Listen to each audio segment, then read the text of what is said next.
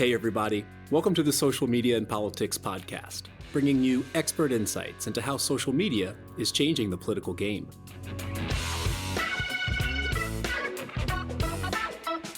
I'm your host, Michael Becerra, Assistant Professor of Communication and Media at Lund University.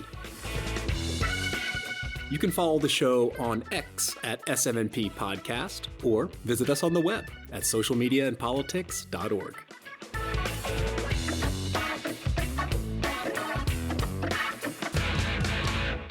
All right, y'all. Thanks so much for tuning in. As we head into 2024, the big story this year is democracy. According to The Economist, 70 countries with a population of over 4 billion people will have elections this year. That's over half the world's population. What's missing from that calculation is the 17% of people who live in China. So I thought, why not start the year focusing on autocracies instead? And my guest today is Dr. Andrew MacDonald. He is an assistant professor of social science at Duke Kunshan University in China and one of the co-authors of a new book entitled Directed Digital Dissidence in Autocracies: How China Wins Online. And the book, published by Oxford University Press, allows us to get some insight into the general digital strategy of the Chinese state. And what's interesting about the arguments and the findings of the book is that the Chinese state's approach to social media is not just a top-down censorship regime. Rather, the state allows criticism and even support for protests when they are directed at the local government. And there's a very interesting relationship between the central state and local authorities in a way that the central state channels dissidents towards local officials in a way that protects the legitimacy and trust in the central state. And so through a survey and a series of qualitative case studies, particularly around COVID-19, Dr. MacDonald and his team were able to bring some insights into this strategy of directed digital dissidence in a way that really nuances our understanding of how autocracies can leverage online spaces as a way both to collect criticism, but also more crucially as a release valve for public pressure, and direct it at local authorities in a way that preserves the legitimacy of the central state and allows it to continue to further its interests. So overall, a fascinating study that provides insight into the digital strategies of authoritarian regimes. But also I found it very interesting and useful to get a sense of the Chinese internet context and what are Chinese individuals' perceptions of that space. So without further ado, let me turn it over to Dr. Andrew MacDonald. Again, he is an assistant professor of social science at Duke Kunshan University. Dr. MacDonald, thanks for taking the time out and welcome to the Social Media and Politics podcast. Yeah, well, thanks for having me on. Long-time listener, first-time caller, I guess, as they say. Awesome. So before we dive into the book's central concept, directed digital dissidence, can you set the stage a bit by explaining the relationship between local and state authorities in China? I think many of the listeners will be broadly familiar with Chinese state censorship online, things like the Great Firewall, but the book really illustrates how this distinction between local and central governments is crucial. Sure. So I think a lot of people, they have this image of the Chinese state as being this kind of all-powerful authoritarian state. And in fact, the Chinese government is actually highly decentralized. So just as an example, the Chinese government recently prioritized staffing up its Environmental Protection Agency. So they increased their staff level to 500 employees at the national level, which contrasts to the US EPA, which has about 15,000 employees. So the Chinese central state is actually very small and mostly serves as a policy-setting central government. It doesn't have much ability to monitor lower levels of state. I think we'll get into a discussion a little bit later about why that matters. But it is not federalist. It's not like the United States, right, where the lower levels have some kind of independent power to, enact independent legislation.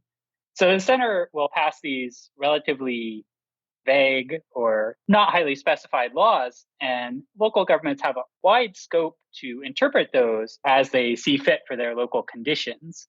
But they don't have scope to kind of change policy or act against the central state. And so this kind of sets up a interesting policy situation that we work through in the rest of the book. So it's sort of like a directive, I think, in the European Union context, where it's not necessarily a strict regulation, but rather a sort of a guiding principle that the central government sets out. Right, exactly. So, for tax issues, for example, in most Western kind of high state capacity governments, a tax policy might be you get a deduction if you're this category of person, right? And the rules are very clearly specified at the national legislation level. And in China, they might pass a tax law that says, well, foreigners should be exempt from some categories of taxation. And, what those specific categories are, or specifically how you figure out what counts as that category, those kind of things are all left up to local discretion. Interesting. So the local governments are kind of these implementers. But as much as I'd love to talk about tax policy, because I do think that this central and local distinction is interesting. Let's go back to this idea of censorship. And, contrary to what some people might believe, the Chinese state doesn't censor all content online. And in fact, quite a bit of criticism is allowed. So could you explain this idea of rightful resistance and how it might function to increase the state's legitimacy? Sure. So this is, I think quite related to the previous question. And this idea of rightful resistance comes from two scholars, Kevin O'Brien and Lianjiang Li. This is kind of a very important work in the China studies field. And this suggests that local protests can have, in the principal agent framework, serve as a kind of fire alarm, alerting the principal, that is the central government, about malfeasance at the local level, which is, the local governments.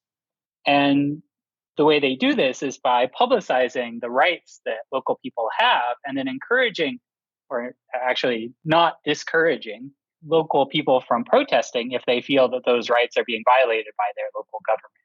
And so this allows the central government to give significant policy flexibility to local governments while kind of monitoring them through allowing these local people to protest. And, how this works out online is that a lot of this concept was described in the mid 2000s. And of course, now it's moved online, right? So people will, if they feel like their local government's done something wrong, there are internet forums where they can post about it and complain and try to seek redress about, they feel like, well, you were supposed to pay me this much compensation for my land, but in fact, I think the compensation was too little, and therefore I'm going to complain online about it. Yeah, and I think it's important to kind of clear up that Chinese citizens can complain online and they can actually protest, but in a certain scope. And I think that brings us to the book's core argument that the Chinese state engages in what you call directed digital dissidence. So, what is directed digital dissidence? And what do you think it means for our understanding of social media and democracy? Sure. So, I would say directed digital dissonance is, in some sense, the flip of rightful resistance. So it tries to capture this idea of the central government's strategy to redirect this discontent or to channel discontent towards local governments. And in the book, we describe another situation where it might be channeled towards foreign governments as a way of providing a type of safety valve in society. So it allows grassroots citizens to kind of have their say without threatening regime legitimacy or threatening regime power. And so I think that there has been this idea in digital politics for a long time that digital politics, and I think this is a bit of a straw man now. I don't think many people hold this viewpoint anymore, but there was this belief that it would serve as this great democratizing force. And I think we see actually the way in which sophisticated authoritarian states are able to use the infrastructure of social media to actually strengthen their rule rather than see it as, a force that undercuts their rule. And entrepreneurs like Donald Trump, I think, in some ways also adopt some of these kind of same strategies. So I think, you're seeing the agents or the kind of governmental figures able to respond to these new technologies and take ownership of them in a way, or use them for their own purposes in a way that maybe the early thinkers about technology didn't expect.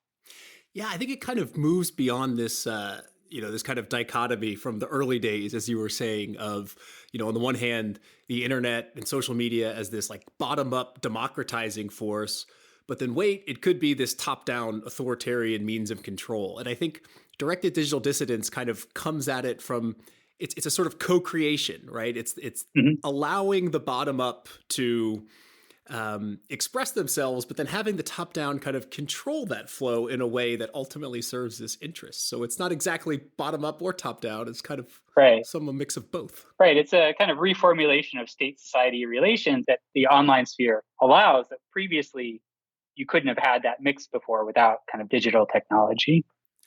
Right, and we'll illustrate this concept a bit more as we move through the episode, because many of the claims around directed digital dissidence are tested in the book through a survey that was conducted in 2015. So, could you give us a little bit of a backstory to that survey? Because I was wondering, you might think a big centralized state like China would regularly collect public opinion data, but why did you decide to conduct your own survey? Yeah, fair question. So, for one, the Chinese government does do its own surveys, but these are all private surveys. So, that's not available to research scholars.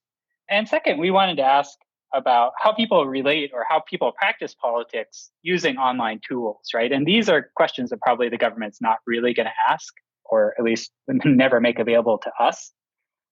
So that was the kind of motivating idea behind the survey. And I think, 2015 is a while ago now, but one thing is that I don't think that this kind of survey would be doable anymore. The sphere of things that you can study in China has been shrinking since that time, unfortunately, for us scholars of digital politics. And second, I think that this tactic that we described the government using is still like very much in play. So what motivated us to do this survey is observing this tactic and wanting to test it with data to see if the data will back up our intuition about how this works. And I think that this strategy is successful enough that we still see it used in, for example, in some of the examples we describe in the book, we still see it in use today.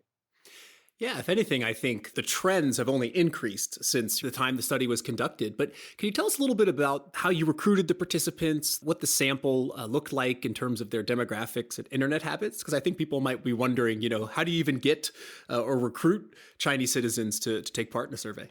Yeah, fair question. So we hired a survey firm, Qualtrics, which for those of you who do surveys, they're the kind of 800-pound gorilla in this space. And then they put together a panel from their partners of people who are just interested in taking surveys. Some of your listeners may be familiar with the option to, you sign up to take some surveys and you get some, digital points or something like that. And so the survey pool is drawn from that group of people. Demographically speaking, that group is fairly similar to the overall population, except for the one variable that they're much more college educated. So, there's not this ability in China for multiple reasons to be able to do a truly representative sample, to go out and do like an ANES kind of survey. It's just not really possible, or at least not without heavy backing from Chinese state-run research organizations who are probably not interested in helping out our particular line of research. In terms of how they use the internet, they're all kind of like heavy internet users. So if you sign up to take these kind of surveys, probably you're already in this kind of like highly online group of people. But in some sense, this is good for us because we want, if our ideas are true, we would expect to see the most evidence of it among these highly online people. So we were in some way fortunate that, the types of people who are taking our survey are lined up with the research interest of the survey.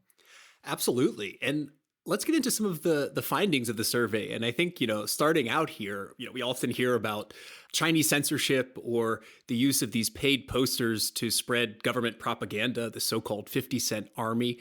But I've often wondered, and I'm sure that I'm not alone, whether Chinese citizens actually know about these types of tactics, that they kind of know that the information environment is a bit manipulated. So you were able to glean some information here with your survey. What did you find out about Chinese citizens' knowledge of propaganda and government censorship? Yeah, so a lot of respondents did report, observing paid posters. And so I think a lot of people are familiar with the 50-cent army, which is the idea that the Chinese government pays people to post things online, which is, objectively true. There are people who are paid to do that. There's also, at least in the Chinese online world, there's this idea of what are sometimes called hostile foreign forces that are people paid by the United States or other quote unquote enemies of China to post disinformation online. And a lot of our respondents reported having directly observed people they thought were part of one of these two groups. Now, having said that, I don't know, I'm sure you've been involved in some online debates, possibly on Twitter or, whatever other platform. people on the Chinese online space, if they see someone who's stridently arguing one position or another, will accuse each other of being either a 50 Cent Army poster or a hostile foreign force, right? As debates often go. So it's a little hard to glean, they felt like they observed it, but like whether or not what they thought they observed was truly these kind of paid posters it's not really clear, or we can't draw that link at any rate. Right. But I think it is interesting just to know that, okay, like Chinese citizens are aware that this is going on. And I mean, of course, that kind of makes sense, but it just comes from a lack of knowledge, I think, from what I know about the Chinese online social media space. Yeah, there's been some other research done that suggests that, I guess, like you might expect, that the 50 Cent Army posters, they don't really get into online arguments like people who are really 50 Cent posters. They just post like very simple, short, positive messages, in part because that's, they're given a quota by whatever their boss is to post a certain number of things. And it's just easier to post like a bunch of, context-free positive statements than it is to like get into it online, right? So I think that there's a lot of people, what they think of as the 50 Cent Army and what is really the 50 Cent Army might be different things. But there is this, like, you're right, this discourse out there that there are a lot of secret forces or people with secret agendas on the internet. And that's kind of like a well understood idea among people who are online in China. Right. I remember we covered on the show, there was a report from the Stanford Internet Observatory that was looking at Chinese disinformation, and it was almost exclusively positive, like spreading positive narratives about the Chinese state, in contrast to other countries like Russia and Iran that were much more negative. But on the one hand, you have these pro-government messages, but we also know, as you mentioned, there are these critical information flows or these narratives that might appear that are critical of the government. And these critical information flows turn out to be a crucial element for your theory. So can you describe what these critical information flows are, where they come from, and what effects they have on Chinese citizens' trust in government? Sure. So one source of critical information flow is spaces like online message board or even social media apps, the Chinese version of Twitter, where people can criticize local government officials. So we kind of talked about that earlier in the episode, where people, especially people who have specific grievances against their local government, so X local government official charged me too high of a fine, or my car was taken away despite not following procedure, or whatever their specific complaint is. There are specific places on the Chinese internet where those complaints are explicitly allowed. There's also a set of critical information flows that relate to virality, right? So people might see it even if they're not looking for it. So those spaces where people are critical about a specific issue, you kind of have to go to a specific space in the internet to find that. There's also some content that goes viral. So for example, there was a recent case where the Guangzhou city government planned to cut down banyan trees as part of city beautification and, just kind of like general road construction plan. And these are native to the city, and it upset a lot of residents that these trees were going to be cut down. So this whole internet cottage industry user-driven campaign popped up to try to save these banyan trees. And it eventually got the attention of Xi Jinping, and he fired several members of the Guangzhou city government who he felt were, according to his message, were not following the quote-unquote will of the people. And so that was entirely user-driven, right? And would have come across feeds of people who weren't even necessarily interested in participating in these critical information flows. And I think this gets at a sort of key element of directed digital dissidence, which is it seems that the Chinese central state, as you said before, kind of devolves a lot of control to the local governments. And when there's an issue, when there's this sort of critical information about the government, the central state essentially takes action at the local level. So it sort of shifts responsibility and kind of puts the local governments in a bit of a scapegoat position and I guess turns them over at a high rate. So I think that the key takeaway for me from the book was that it's really the strategy that the central government uses the local government as a sort of shield almost. I don't know if that's the right way to put it, to direct the criticism there. And then when there is criticism of the government, the central government resolves it by saying, okay, we fixed the local government problem. So that's kind of the general dynamic, I think, to keep the criticism at the local level, take action at the local level, but then preserve the central autonomy of the state. Do I have that right? Yeah, I think that's exactly right. And you asked, like, how does this affect citizens' trust in government, this particular strategy? And obviously, this, it decreases trust in the local government because people are told, hey, the local governments are screwing up. They see it directly and they see those people getting punished, right? And that punishment, I think, really adds to the sense the central government's this kind of benevolent figure. I mean, literally a benevolent dictator, right? That is looking out for the interests of the average person. So I think people see this, and I was talking about earlier that forum where people will post their specific grievances. And I think this gives a lot of people the idea of like, well, I ought to be able to get redress for my grievances by doing this as well. And of course, the central government may only do it in 1 out of 1,000 cases. But it's enough that when they do it, it's publicized and enough people see it that it creates this image of the central government as this kind of benevolent, altruistic figure that floats above local governments. Yeah, it's just such an interesting dynamic because I think after reading the book, it kind of makes so much sense and it does seem to be such a smart strategy. And I'm thinking out loud kind of how that might fit with the more federal structure of the US. I think maybe American citizens are more likely to cast their ultimate criticism at the top rather than the local level. Right. I mean, for the central government's perspective, it's obviously effective. From an overall theory of governance perspective, the central government works hard to cast any kind of event that might be shared blame between the center and the local as strictly a local problem, right? So local governments might be blamed for things that are, sort of fairly within their remit, like the banyan trees are like clearly a local government concern. But other events, where there's shared responsibility or even it's a primarily central government responsibility, the central government will work to kind of frame it in a way as a local government concern, even if, an outside observer might say, well, really, that properly belongs to the level of the central government. I guess maybe the key difference here is the checks and balances system, right? Maybe in the Chinese governance structure, the local and the state are much more integrated than rather kind of separate branches. Yeah, I think that's right.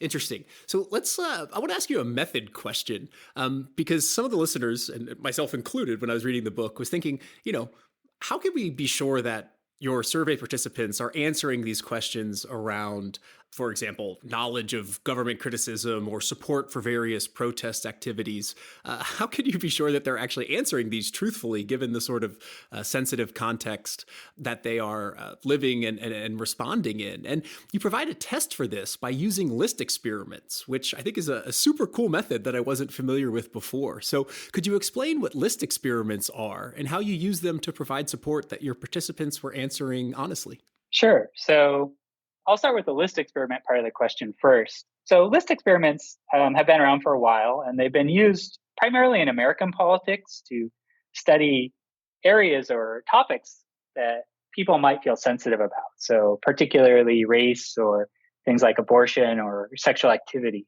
And it's a way to get people to try to answer more honestly. So one of the more famous examples was Michael Tesler was trying to figure out whether or not Barack Obama's race was a factor and whether his race cost him votes, essentially. And the way it works is that you ask people, rather than ask them directly, do you dislike Black people, for example? In the case of Barack Obama, you might say, here's a list of people you might find suspicious. So the survey is divided into two halves. One half gets a 4-item list, and one half gets a 5-item list.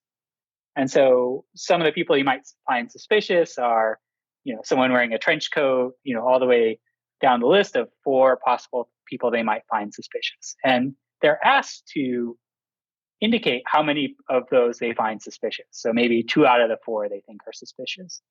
The other half of the survey gets a 5-item list. And the 5th item is the sensitive item. So on that list item might be Black people, right? And so they'll add up the same first 4 items on the list, right? Add up how many they find suspicious. And with the additional list item, the number of people who agree that they're suspicious of that item will be the increase from the 4 to 5 list item group. So, for example, if the average of the first list item was 2, and the average of the second list item provided to the other 50% with 5 items was 2.5, you can estimate that about 50% of the second group thought that Black people were suspicious, as an example of how this works. And then the trick of it is that they're never asked directly, right? They're never asked, what do you think about that specific list item? They're just adding it up in their head. That's a way to get around this idea or this, predisposition against admitting something that people might have because they never have to admit it. They just have to report a number. So how did we use it? We used it by testing people, how much they trusted the government and whether or not they had these attitudes about protests. So, for example, with the trust in government, we might give them a list of, or we did give them a list of, here's 4 institutions you might trust. And then the second group was, here's 4 institutions you might trust, plus the 5th item was local government. And in the end, we found that, in fact, there wasn't much preference falsification going on. People more or less reported their beliefs honestly in the main survey, which was, ultimately reassuring that our main survey results are resilient to this preference falsification issue, which, other studies of China have found about roughly between 5 to 20% of responses will be engaging in preference falsification. People have studied, the specific survey issue. So there does appear to be some preference falsification issues when you ask these kind of sensitive questions, but they don't really dominate online surveys. So, I can talk a lot more about this method stuff because that's kind of the geeky part that appeals to me, but that's the 3-minute version, and I could give you a 20-minute version if you really wanted. Well, no, it's a very complicated thing to explain, and you did a great job. But let's keep on methods because I am a little bit curious. I think that there is also an extra, security or validity check, maybe in the sense that you have this Qualtrics panel as well, right? So this is maybe a little bit different from just if you're just recruiting random people on the internet. Maybe it's more open to, I don't know, the Chinese government maybe having some posters come in and take that survey. But do you think there's maybe an added security of having a sort of reputable organization running the panel as well? Well, it's good in the sense that their survey software is very robust. And I think sort of the gold standard of survey platforms, the software that you use to design the survey and actually send it out to people and how people respond to it. Having said that, I think that my understanding is they contact with local market research firms to get their panels. So my understanding is they don't tell the local market research firm what the survey is about. So I think we get a representative sample of people who signed up to participate with that local market research firm. It's hard to tell. Like, I think that there's definitely some biases in the results in the sense that, like, we're getting this kind of group of highly online people who are highly educated. But like I was saying earlier, I think in some ways that bias works in our favor because that's the group of people who should be most affected by all of our theories of how this operates, right? And if it doesn't work with these people, then it shouldn't work anywhere, right? So yeah, I guess like ultimately Qualtrics is probably better than using like Amazon Mechanical Turk or the Chinese equivalent of it for sure. But I think there's, doing online panels is you're inherently going to get a biased group of people because they have to be online, obviously, to be responding to your survey. Of course. And then you have these list experiments that kind of provide some measure to see that, okay, this isn't just people who are avoiding tough questions or trying to answer in a way that the Chinese state might find appealing. And I thought that was a super cool part to read in the text. But one of the, key sensitive issues that citizens might not discuss honestly would be what you refer to as wall jumping, or essentially circumventing the limits imposed on Chinese internet users by, for example, using VPNs to get around restrictions so that they can access sources beyond the firewall. Yet your analysis finds quite a few of these wall jumpers. And what's interesting is that consuming information beyond the wall does not necessarily lead to more negative critique of the Chinese state. So could you explain this concept of wall jumping for us, and perhaps why it doesn't seem to have this immediate effect of automatically turning into criticism of the Chinese state? Yeah, so this is kind of the key finding of the book here and generates our main takeaway. I think one of the things that people don't appreciate about China is that there's actually a very large percentage of people in China who have used a VPN at one point or another. I wouldn't say that most people regularly use VPNs, but most people have the experience of wall jumping at some point. VPNs are actually fairly readily available in China. They don't work particularly well, so the government will often, block the particular VPN software they downloaded, or it won't connect, or they'll have connection problems. So they're very finicky, but it's not like people aren't unaware that there's things outside of China that they might want to access. But to be able to do it regularly, you need to be fairly technically sophisticated, right? You need to be constantly downloading new apps, or you need to use like a more sophisticated way to get over the wall. And the finding of the book is primarily that wall jumping is associated with less trust in the state. So those who jump the wall, we do find a relationship with them being more skeptical of the government. At the same time, we also find that there is an association between those who are just on the internet a lot are more trusting of the government. And just from our results, we see that those who jump the wall are also people who are online a lot, right? So you get these competing effects where on one hand, you've got the act of going over the wall makes you more critical, but on the other hand, the people who can do that regularly are the people who are just like extremely online. And the interaction effect of the two is such that the wall jumping is canceled out by this extensive internet use. And the extensive internet use is within the Chinese domestic internet. And in that space, the government message is, the dominant message that you receive, which is why they end up being more trusting of the state. So, you can imagine some ideal types, or maybe some examples of types of people that might be unusual types in the sense that they don't fit our examples. So you could imagine, for example, someone who's not online very much at all, but they get a VPN just to access some sensitive information overseas, right? Or, you can imagine someone who never uses VPN and just is like on the Chinese internet all the time. But we find that actually it's more of an overlap, that people who are online a lot are the ones who are doing the wall jumping. And, the Venn diagram of the two has a significant amount of overlap. So maybe I had that incorrect in the question. So it's that when citizens jump the wall, that correlates with distrust in the state, but it also correlates with being online a lot, which tends to improve trust in the state. Right. And that effect actually overcomes the negative effect of wall jumping. Aha. And, we ask people like, why do you jump the wall? And in fact, most people don't use it to access, or the dominant reason isn't to access news outside of the domestic news sphere, right? They're not using it to go read the Chinese version of the New York Times. They're using it to follow, not everyone, but, the dominant use is to go follow their favorite K-pop band on Twitter, or, get on Instagram and see what the latest styles are. And of course, there's some bleed over. Once you've got a VPN, you're using it regularly, you might go off and access other things, right? They won't use it just for one thing. But this idea that this VPN is like the gateway to this forbidden knowledge that totally changes their attitude about everything doesn't really seem to be borne out in our data. What academic research finds that it's not that simple?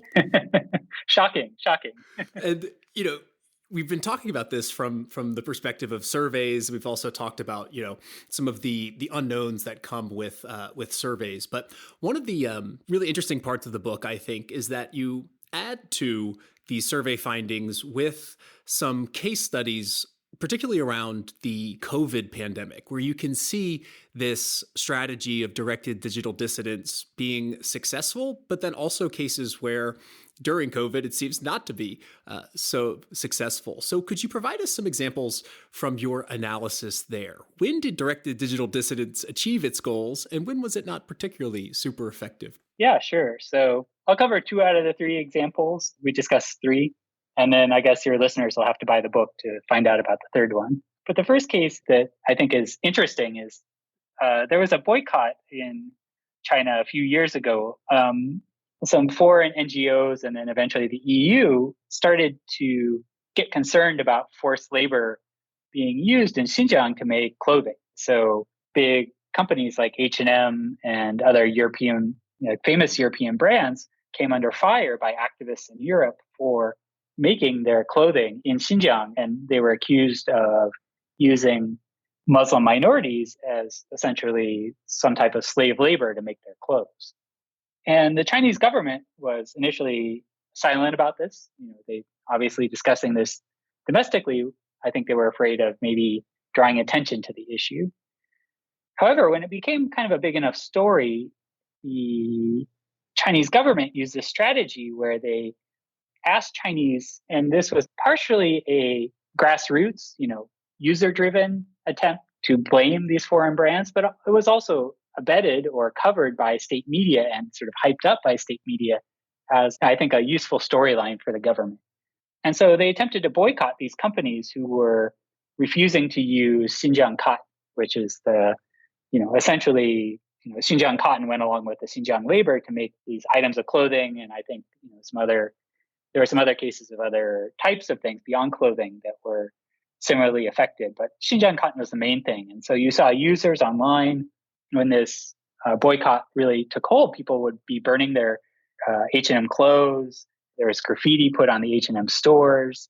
And it took on a real patriotic tone. It's like these foreigners don't think Chinese labor and products are good enough, and therefore it's my patriotic duty to boycott and protest them online. And so this again is a case of like the grassroots level working together with the state level to perform this directed digital dissonance. And so in most of our book, we're talking about the central government, using this strategy to point the blame at local governments. But in this case, they used it to point the blame at foreign corporations and foreign governments, foreign activists, right? So I think it's an example, it expands our understanding of when directed digital dissonance can be effective.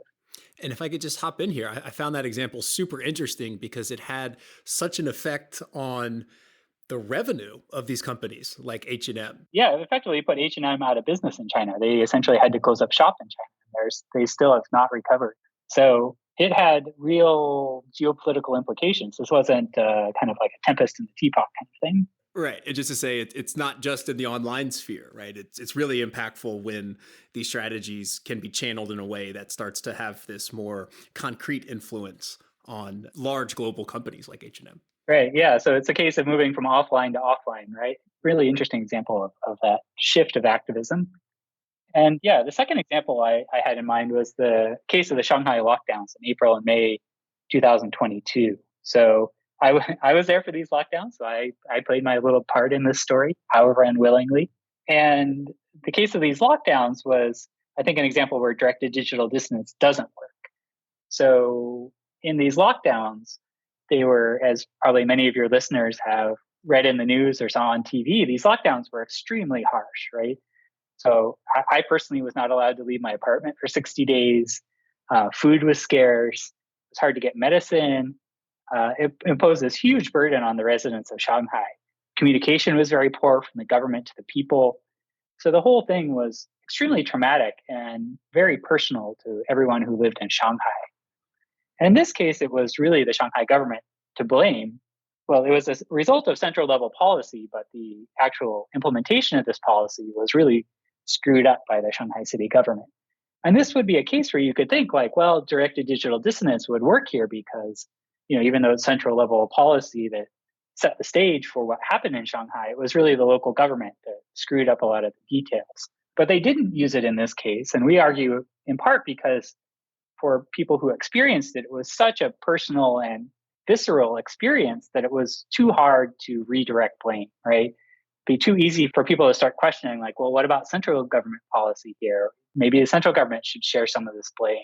So I think this attempt to redirect, I don't know if you wanted to say wisely. I mean, I don't know if they were conscious about it, but at any rate, they elected not to use it. And I think they at least like intuitively understood that people wouldn't buy it if they tried to sell it.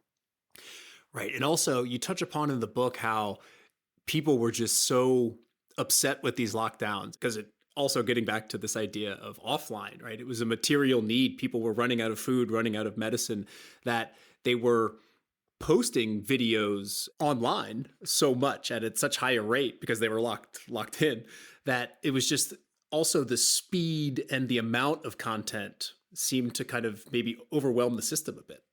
And that's another factor that thanks thanks for reminding me about what I kind of forget what you wrote. But I mean, that was also another factor where certainly, I mean, the amount of content was just it was like a fire hose of content. So there was no way to overlook it either. Like you couldn't try to hide any of it or sugarcoat it, right? Because everyone could observe it either directly out their window or through the enormous number of postings about it on social media. Definitely. And of course, we're taking the top line here, and the details go into much more depth in the book. Also, with, as you mentioned, a third example that we won't get into here. But I want to kind of wrap up with returning to this idea, which for me was the kind of central component that I took away, was this central and local government distinction and this strategy of kind of scapegoating local officials to reserve or maintain trust in the central government. So even if Chinese citizens have a distrust of local government, there's still high trust in the central government. And I just wonder, kind of looking into the future a bit, with the major economic challenges that China is facing with, this housing development implosion, do you think that will have an effect on the ability for the central state to use this type of strategy? Because one of the key promises that the central authorities rely on is delivering on economic performance. And so if that kind of fundamentally starts to falter, do you think that we'll see this directed digital dissidence intensify at the local level, or maybe see a change of strategy? Kind of looking into the crystal ball, how do you see this concept applying in a context where the central tenet of the state's legitimacy, economic performance, seems to be under stress at the moment? Yeah, I mean, that's a great question. So, I'm just purely speculating here, obviously, so you can take my response for what you paid for it. But I think that there are a couple of factors that are worth thinking about with respect to your question. And so one of them is that there's a significant amount of geographic variation in the level of slowdown in China. So sort of like the case of the Shanghai lockdown, if you think about rural areas where this effect of the housing slowdown is really being felt most strongly, particularly the poorer provinces, they'll be seeing these kind of disappointing results with their own eyes, right? In a way that will make it harder to employ this directed digital dissonance strategy. Whereas places like Shanghai, Beijing are a little bit more insulated and still doing quite well, or reasonably well, economically. And the second factor is, related to modernization theory. So there's this idea that as societies get richer, they become more pluralistic, and this kind of increasing pluralism is harder and harder for authoritarian regimes to respond to. So this is one theory about why we see democratization as income increases. And you don't have to fully buy into this theory to, accept that at least in China, you do see at least increasing pluralism among the youth. People care more about environmental concerns or LGBT rights, or feminism is a topic area that a lot of young people are really interested in. And so the state's going to have increasing difficulties maintaining or supporting this idea that they're this kind of all-seeing benevolent thing if it moves beyond just strictly economic issues. And so I think directed digital dissonance works best if people have this pre-developed notion that the central government is benevolent. And if they don't have that, then the strategy isn't going to work, right? They'll say, oh, well, you're just deflecting, right? Because we know you're really the bad person here. So, if you start off with a higher level of skepticism of the state, then maybe the strategy is less effective. And you might start seeing that among younger generations. I don't think younger generations are necessarily, revolutionary or anything. I mean, I don't think that they're going to be calling for the end of the state anytime soon, at least among the vast majority of people. But if they are increasingly skeptical of the state, I think they lose that prerequisite requirement for the effectiveness of the strategy. Yeah, of course. The future is difficult to predict, but I think those are important factors. And of course, what happens in China will have global implications over the decades to come. And as much as I learned about the online situation in China through reading the book, I also learned a lot just generally about what is the kind of situation there, particularly when it comes to digital and social media. So, Dr. MacDonald, thanks so much for taking the time out and sharing your research with us. Well, thanks for having me. This is a really interesting discussion. I've just been speaking with Dr. Andrew MacDonald, Assistant Professor of Social Science at Duke Kunshan University. You'll find a link to the book we've been discussing in the episode description.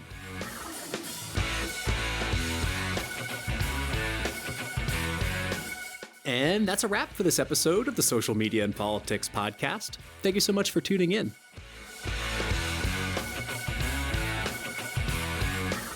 Next episode, we'll be going back to the West and looking at data-driven campaigning in 5 advanced democracies with Professor Kate Dommett and Dr. Simon Krasinski. But Until then, I'm your host, Michael Becerra, signing off from Malmo.